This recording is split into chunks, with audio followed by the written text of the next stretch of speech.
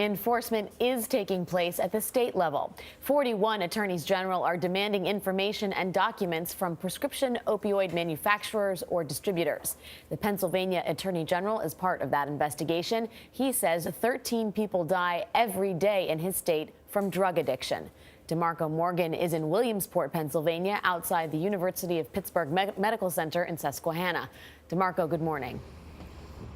Good morning. Earlier this year, the emergency room right here behind me saw an average of 2 to 3 overdose patients per day.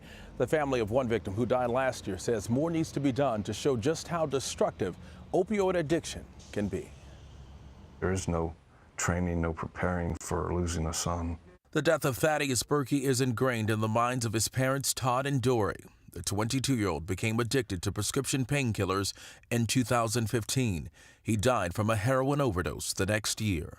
I woke up hearing my wife scream at 6:30 in the morning, Thad, wake up, Thad, wake up. And then, emergency responders arrived, said that there was no more they could do for our son. We had no idea how addictive turning to heroin was. No idea, like we do now. We do now.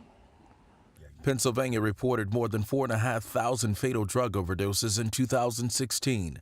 That same year, more than 7 million opioid prescription drugs were dispensed throughout the state. His addiction did not define who he was.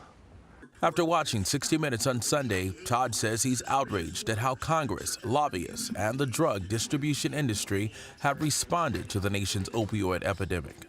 What do you want to say to Congress? I would like to have Trump's ear and ask him to talk to Congress, to the Senate, and to reverse that bill.